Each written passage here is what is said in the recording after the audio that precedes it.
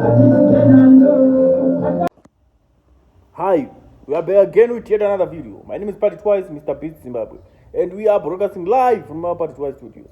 Pano pa Party Twice nokuudza nyaya dzese zikuitika matumano ose enyika nemasasai ose masasai ose zvawo tinge tikutaurirai tikuunzirai panapo zvikupisa zvese and chenjete kugara maita se masubscriber molike maita se moshare and ndizvo moshare molike and izvi ndozvinoita kuti hama dzenyu dziri kure hama dzenyu kuti dzirionewo makalike makakomende pepe zvinopusha chii zvinopusha video and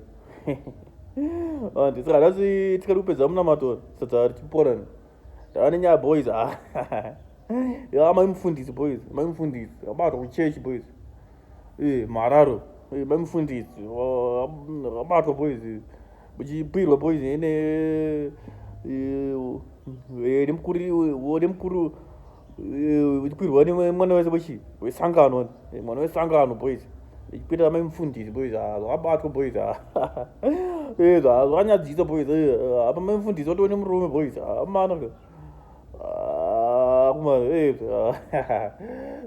akatodzingwa chechi boys chechi ikapera anamakombana mafoto zacho mwe andaisava boys akumano tamusodhuma negomora boys akuona vanhu vacho amufundisi vanenge tichitotemba ndo watopamberi kutadza boys isi manje sehwai manje toita sei hwai dzacho amana pakaipa boys pakaipa amana mufundisi boys amana zvanyatsa zvikuru kwazvo tiudze mafungiro enyu muchi mucomment section